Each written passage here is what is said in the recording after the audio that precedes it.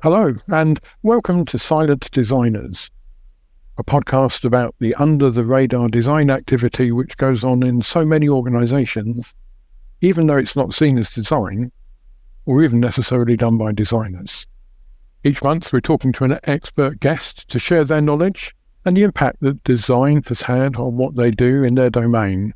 I'm Steve Welsh from Innovate UK KTN, and I'd like to introduce my co-host, Catherine Wildman, founder of B2B copywriting agency Hayden Gray. Hi, Steve. Thank you for the introduction. In today's episode of Silent Designers, we are going to be exploring the theme of net zero and sustainable technologies. And we're going to be talking to Professor Mark Price from Biohavior, which is an initiative of Queen's University Belfast and explores bio-inspired rules for innovative engineering design. Mark, thank you so much for joining us today. Well, thank you, Catherine, and thank you, Steve. It's a real pleasure. I'm really happy to have the opportunity to chat over things of interest. Excellent. Well, how about we start easy and ask you to tell us a little bit about yourself and the area of innovation that you work in? I'm a professor of aeronautics at Queen's here. I'm an engineer by, my original training was in aeronautics, and I started my career off in the aircraft industry as a stress engineer, working out how strong and stiff things, should be. And as technology changed, and it has changed really rapidly in my career, I began to get more involved into design systems and computer-aided design and using these advanced techniques. And I actually left the industry, came back and did a PhD on computer-aided engineering. And then went back to industry again for a number of years before I turned to academia as a more formal and long-term career. And throughout that time, I've just been exploring interesting problems and trying to find out more in particular how we can make things better and make things differently. We've always found a really interesting challenge in engaging with companies and understanding the challenges they face to remain competitive and to understand the new opportunities that technology changes bring. And as a consequence, we've just explored more and more of that. And that's our ultimately find ourselves today exploring really radical new ways of thinking about how we enact the business of design and industry. It's interesting that you address the idea of problems and challenges, Mark. My next question was to ask you if you could tell us why design is important, how you use design in this area, and why that helps with innovation. It's a really good question, Catherine, and for me sits at the core of a major challenge we have, particularly in driving towards net zero and sustainability. And in those early days when we started to explore manufacturing issues and I was interested in how aircraft were made at the time. My interests have expanded much more widely since then. But what we were doing, we were looking at new ways of joining metallic materials together, so welding as opposed to riveting, or other ways of folding and joining these complex shapes. And what we started to look and find was that the design methods that were being used were based on older technologies. And so as new technologies came on board, we were unable to distinguish between them from a decision point of view. So how do you determine whether it's a good investment to make something in a new way or using a new material? And when you have safety critical systems and things like that, these are serious decisions to make. So we then started to explore other tools that would help us distinguish between different solution types. And really that leads you into a zone where you begin to understand that the design process and the decisions that supports are absolutely critical, not just for the product, but for the business and organization as a whole. There's a classic diagram that came really in the 80s that shows a picture of 4 or 5 engineers, I guess we want to call them, but people in a company. And it's the shadow that design casts over the rest of it. And the decisions that you make in the early part of the design process, that drives more than 80% of your costs. It locks things in very early on because you have decided, I don't know, a material or even a supplier or a machine or a factory. And as a consequence, you're then committed to that. It's very difficult to undo those.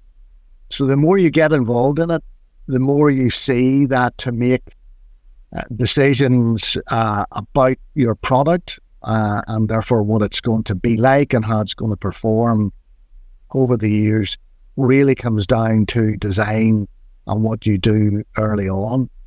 And that design is not just a product, but in fact the whole organization and systems, because when you're setting up a design process and you're going through that, you bring teams together and you decide who's making it, where it's made, how it's made.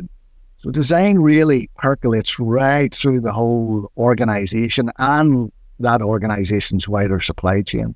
So you and I guess share a formal background in more classical systems engineering, and I observe actually there's quite a lot of language we use which is similar, but not the same. But the concepts match such a lot. And I'm thinking it's really interesting what perhaps in design and maybe systems engineering we'd think of in terms of holistic thinking and how relevant that seems to be in the challenge of addressing environmental impact. So we were all trained in the use of systems engineering, and for people that don't know yet, it's how we're solving problems where you break it down gradually into tractable pieces. And then we reassemble this and we verify and validate. And that's been a really powerful mechanism for us to manage a complex process. Where it gets very difficult and where our research has led us to is that the continual breakdown of the problem is constantly layering in constraints. And that of course allows you to solve problems because you've constrained it to a point where you can solve it. But when you bring in new challenges like trying to switch to be, new processes for net zero, for example, you find that those constraints can block off avenues for innovation and they make it more difficult to do it. So in fact, we've had to start to rethink that process and to try and seek other ways of achieving the same, confidence and trust and management in the process, but giving you ways out and giving you other avenues to explore to get new, less constrained solutions to the problems. Sometimes entirely new thinking. And I observe a problem in my town. I was trying to investigate why it was that they're still putting in mercury vapor streetlights rather than LED or other really low energy lighting. But of course, the people who pay for installing the streetlights get their money from a different budget from the people who pay the bill for the electricity. So what's driving them is different. And that's why I'm so excited to really drive systems engineering and the holistic thinking to pull in the different system owners to try and get them to talk it up. I also very interested in what I've learned from design colleagues about what in systems engineering we'd have considered a requirements capture phase, where you're in those early phases about trying to understand your problem and your solution. I wonder what your experiences are there. Yeah, again, that's it's a critical part, and in fact, it relates for me to the general principle of trying to set the design context from which you go then and solve your problem. And requirements are interesting because depending on the domain of application you're in, you have a different initial set of conditions. And as you observe there, with the lights, there are examples of this across many industries. I really like it because we've got lots of things that are locked in by the processes and systems of the past, and particularly when you involve regulatory bodies and the requirements for certification, and that really important aspect of ensuring that your product is safe and complies with all of that. So it's quite interesting, because when you start to overlay those requirements, if you were to step back and look at it, you mightn't with a clean sheet of paper do the same thing.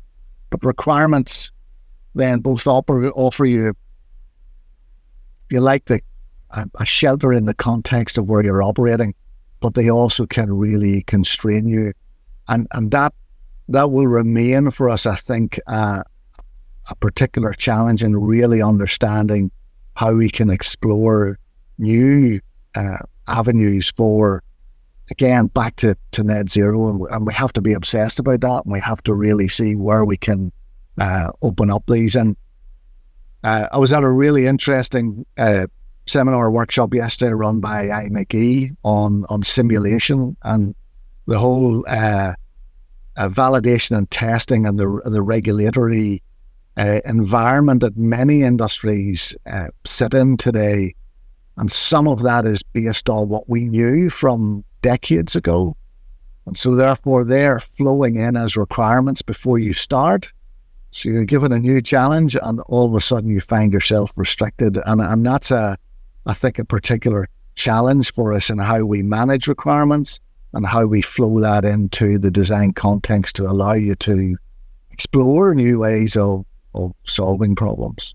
I think that's a really interesting point, Mark. And one of the things that makes me think is, when you began integrating design into your own practice, did you start by seeking advice from experts? Did you embark on some self-learning, or were there specific frameworks that you turned to? How did that start from that traditional education?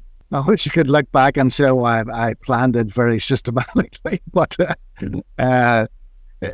it really was an evolution.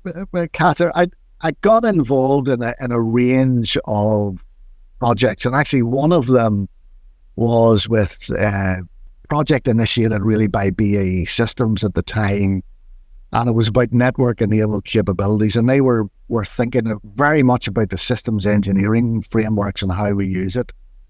So coming in as a more, at that time, conventional or traditional engineering background and thought process, we learned a little bit more about those systems, and we were exploring, in my case, the involvement was around cost and how we cost in these dynamic environments. So we learned a bit there, and then as you learned a bit more about that and you were doing other research, you were bringing over that cost and value. So we started to look at lifetime costs and whole life costs, and then we started to think about, well, what's the real value of something? Because many of these requirements we talk about, some of them are quite quantifiable and quite clear, and others are less so. So you have to start to think about, how do you monetize things and give that kind of value? That's not always, well, I don't always think it's necessarily ethical to do it either, but it's a way that the world works. And when you start to open up the space of thinking about the whole life of something and thinking about how systems interact, you need to explore different ways. And it was that gradual picking up then, looking at, okay, how do you innovate? So when you innovate, I'm an academic, so your inclination is to, as I say, you get your scalpel out and you peel everything back layer by layer, and you learn about other frameworks like TRIZ, which is a really clever piece of thinking that came from also, a Russian, actually a patent officer, really deep thinker. So you begin to learn about these systems and other frameworks, and then you start to put, again, from an academic, you want to put some underlying foundational thought process or framework or theories, if you want to call it that, to the work that you do. And when you get those foundational principles, it starts to open up other avenues. So if you see there's a process there that leads you to explore opportunities, you peel it back, you make sure you are understanding foundational principles, and then you explore more things. And it just iterates, Catherine, you just expand out more and more until you start to ask questions of yourself. Why am I doing it this way? What's my benefit? What's the benefit to those I'm working with? What's the benefit to the organizations you're trying to deliver for? When you ask those questions, you just have to keep learning and learning and learning and trying new things all the time. Sounds like it's never dull. No, certainly not. I think it also suggests there's a role for being aware of, not just aware of the regulations and the impact of regulations, but also the potential for regulations to drive behaviour. And so how we can work together with organisations like Innovate UK, but others to try and affect how regulations, whether it's relaxing outdated regulations or considering how the need to meet certain targets could then drive innovation where businesses would otherwise only be aiming for a profit angle. Yeah, I think that's right. And I don't know, if you're finding that as you talk to other people in different sectors and different backgrounds. I think that's really true. And it's not so easy to unpick because many regulations are there for very good reason. People typically don't go in and make them up to try and stop people doing things. They're there for safety or whatever it is, or the healthy organization if it's a local thing. And I think that's quite important for us to understand that context in what we're doing. To unpick it, there's a really interesting problem. I think we were talking about this week in the different domains that lots of regulatory authorities really like physical testing at the end, so prove that it works, show me that it's safe, but it's hugely expensive, and there's a complex system built up to try and allow that confidence of the regulator then can have to say, okay, I trust what you've done, I trust that this is correct, and therefore you get your certification from it. But if you look at some of these, it's a very small number of tests that go on. So, we as a community in engineering and science, in particular in technology, we use simulation a lot. But you find this, I don't know if it's a human behavioral thing, but many people will not trust the simulation, but they will trust a single test. So you might replace lots of information with a very small amount of information, and I think that's the challenge that we have in doing that and working with ourselves as a community, and actually with the regulators to ensure that we can maintain that. Give that confidence and give that trust that the product will do what it's supposed to do, and it will be safe, and it will work well, and the business's confidence that it will sell well, and so on as well. So you get everyone happy. Really drives behaviour. It absolutely does, and it makes it then very difficult to reinvent or to change things. The wonders of human nature. We're coming to the end of our time today, Mark. Thank you so much for being here. I know that Steve has one more question we'd like to ask you. Well, so listening to all that, it makes me feel like this is a cruelly hard question then. But as an innovator, what one piece of advice would you give to somebody wanting to incorporate design thinking? My one piece of advice, Steve, would be to unpick everything and be prepared to question all of your processes, but just unpick it piece at a time.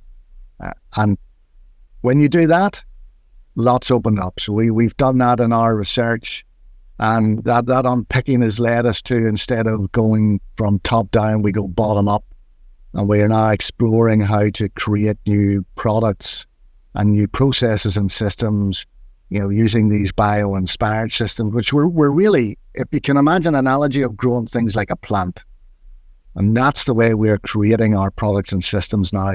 But it came from exploring everything and just unpicking each piece by piece. Thank you so much for sharing your time and your insights and advice with us. It's been fascinating to hear from you. And thanks very much to both of you. It's lovely to talk about it. I probably could have spent all day, but it's really nice to be involved in the community and to be able to chat with people who are exploring new things. So thank you very much. Excellent. Thank you again. Thanks for me too. This podcast has been produced by the Design in Innovation Network, which is supported by Innovate UK. If you want to find out more about design in innovation and gain access to other interesting people, just sign up to the network, and we'll see you next time on Silent Designers.